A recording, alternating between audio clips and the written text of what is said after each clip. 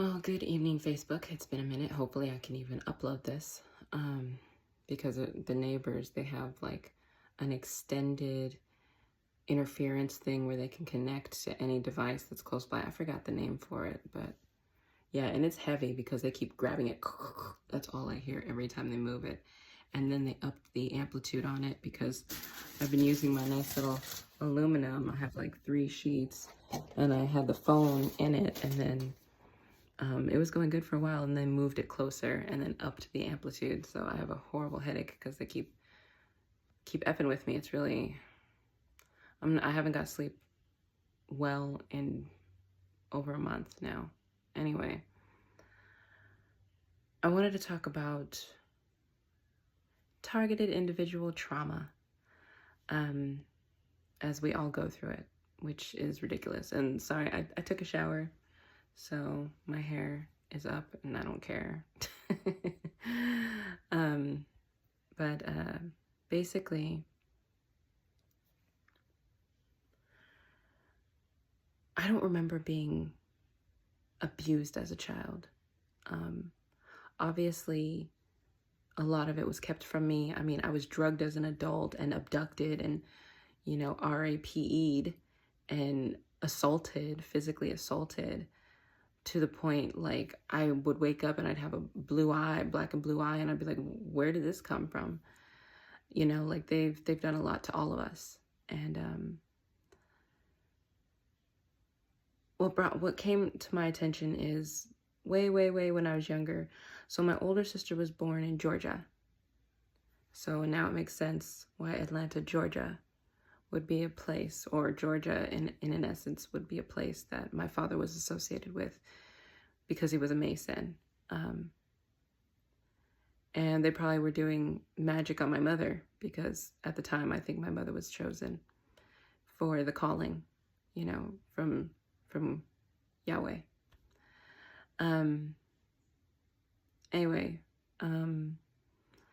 so my mother had my older sister Jess in Georgia, and then they moved to Germany, Berlin. My brother was born there. And then they moved to North Carolina, and I was born, my mother told me I was born like 6 months before they left. So after we left, I believe we went to Louisiana. And then after 3 years, that's when we went to Michigan, Detroit, and that's when Julie was born. But I guess something happened to me in Louisiana. Now, I had 2 dreams that I remember of. One when I was 4 in Michigan, Detroit. It was really weird and it was sexual. So it was probably my mind recycling the first time I was sexually assaulted.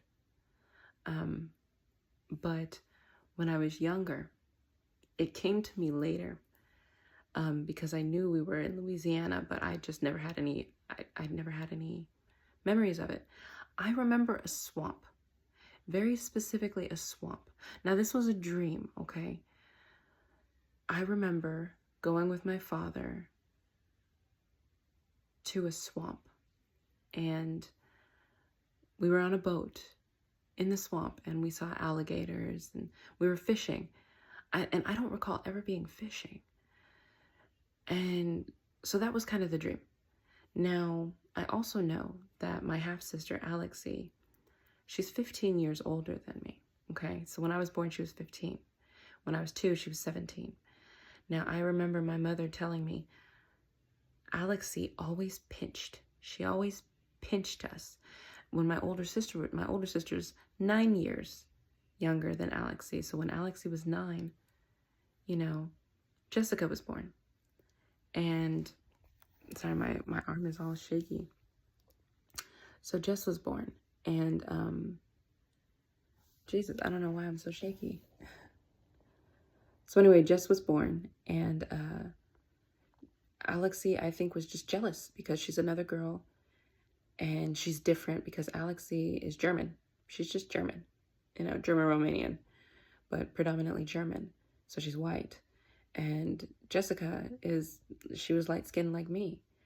My little sister and my brother later on got really dark, which was weird to me because my brother was a computer specialist and Julie was always inside at the restaurant working. So I was like, how are you guys darker than us. I don't know, weird. Anyway, so I know that Alexi was jealous of Jess. And then my mom told me that when Justin was born, my brother, she loved him. She adored him. And then when I was born, she went right back to the same behavior with like pinching me and stuff. Now, I know my father's a Mason, but I also know my half-sister, Alexandra, had a lot of mental and emotional problems. She would run away from home. She would lie and claim my mother was doing all sorts of things to her and stuff like that. Now my mother, because that was her child, when she got married to my father, she was very adamant and said, don't, I'm the one that disciplines my daughter, not you. But seeing as though my father kept it very hidden from my mother, or maybe not, maybe she just endured, that I was being, RAPE'd as a child and so on and so forth. He probably did this to Alexandra too. And my mother just didn't know. And, my mom, she tried really hard. And I thought it was really extreme because my mother was like, I sent her back to Germany. By the time I was born, she sent her back to Germany. And she was 15 at this time. So I think that was when she hit puberty and my father decided to probably assault her, sexually. And that is my assumption right now. Supposedly, now I talked about it to my mother and she never really said anything, but I think she was too afraid to, because she had to keep quiet, otherwise she would get beat. But I would tell her like the weirdest stuff that happens. I've had sleep paralysis. I've woken up where I feel like I'm being choked and it feels like somebody's sitting on top of me, just choking me. And it happened multiple times throughout my teenage years, into my early 20s. Now in my teenage years, around 13, 14, 15, that's when I started to see some weird stuff. Once I started praying to God, it was like the devil was right next to me, purposely, intentionally not wanting me to pray to God. And now now I feel like that is absolutely the truth. I remember I was just sitting there praying and all of a sudden, I mentioned it on another video, but I don't know if it's still on here. All of a sudden, like, I was in my room and I had brought a cup into the room for me to drink. And it was like a coffee cup, but I think I had like soda in it or something. And I was praying and then I heard the cup move and I turned and I told myself, no, that's my imagination. And I heard it move again. And I turned back around because I was kneeling on the floor facing the opposite direction, praying with my, my hands in, in prayer mode. And so I got up and I went to the cup and I was like,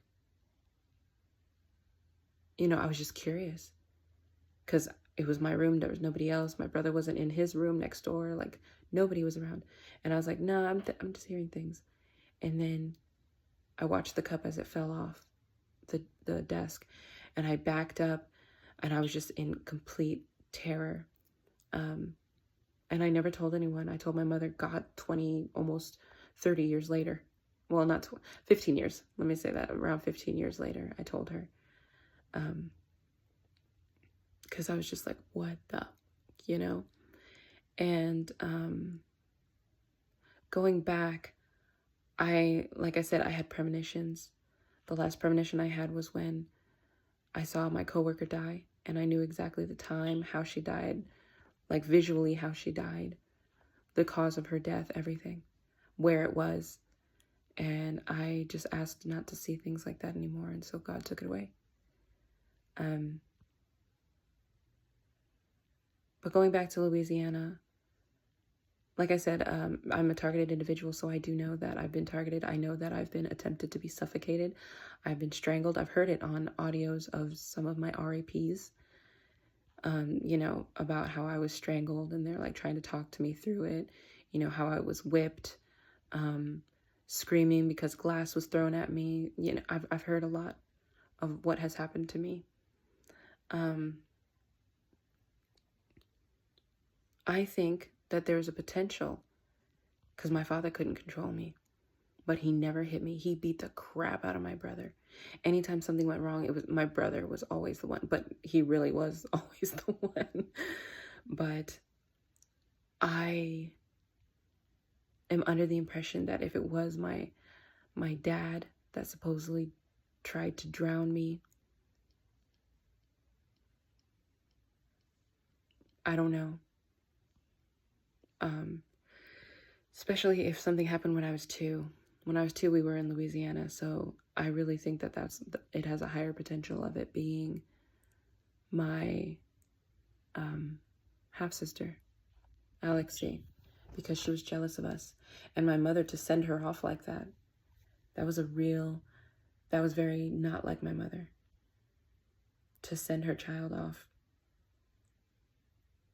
Even after Jess tried to strangle her at 16, my mother would have never kicked her out. I don't believe she would have. My mom endured so much disrespect and BS and abuse. I think the most she would have done is not talk to her for a while. My mom was so enduring. She endured so much. And I hated it. I hated watching her endure. And it bred a lot of anger and hate in me. And to see my mother be the target every time bred a lot of hatred in me toward my siblings and my father.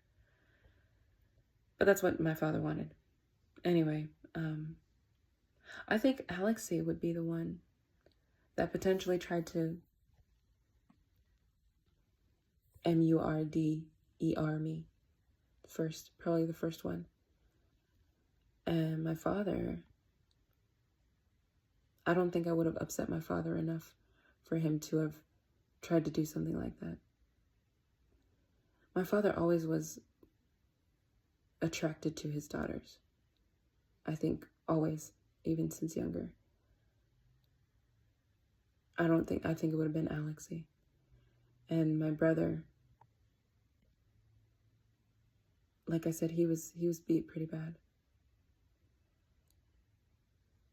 And we were turned against each other, even though we were like inseparable growing up until I was 13, and I was like, I'm done. The craziest thing is he's a Libra, and when you read his chart, he is the complete opposite.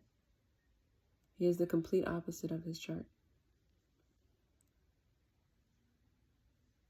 I don't know all of the realities of the higher self and the spiritual realm. I don't know all of the trickster methodologies, but I'm starting to feel like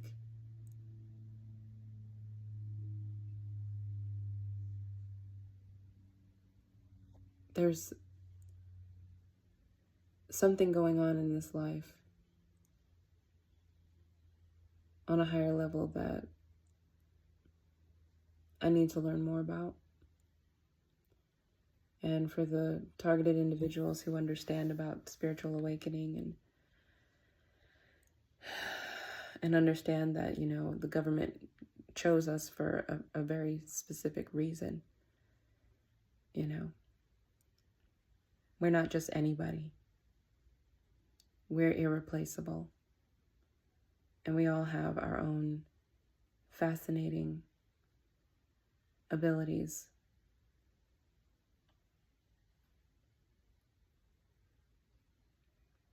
And our DNA is very interesting. But I just wanted to make a comment about my past. I've never been afraid of the water. I do have that. I don't like if I were to die, I'd rather burn to death than drown. Let's put it that way. But I've always swam Julie. I think my brother tried to do that to Julie. Julie was terrified of the water. Terrified of it. But I don't know why. And my dad never hit her either. So I'm to the point of I'm really confused. All I know is tonight is an important night.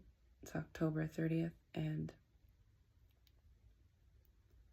this human experience is not what I thought it was, and it's not what I want it to be, and I'm not content with it at all. And I'm not content with knowing that this is going to be my last life in the human experience, because it's a crappy one. It's a really crappy human experience. Can I have a better one, please? So, I don't know.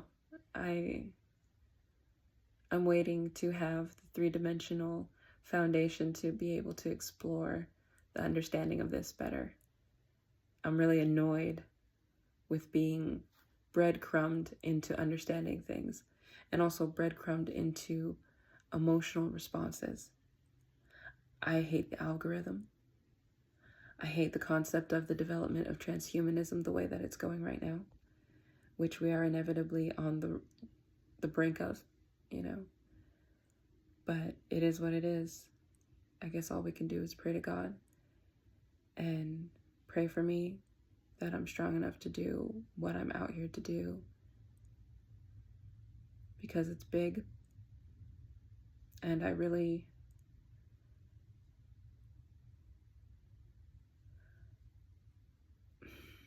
I'm not terrified, but I'm very doubtful that I'm capable of it. But at the same time, I know I'm capable of it. But this is big. And I would appreciate for other light workers to help pray for me in the process. Anyway, God bless you all. I pray for your protection. I pray for your elevation and your wellness. And I pray for mine as well. Good night.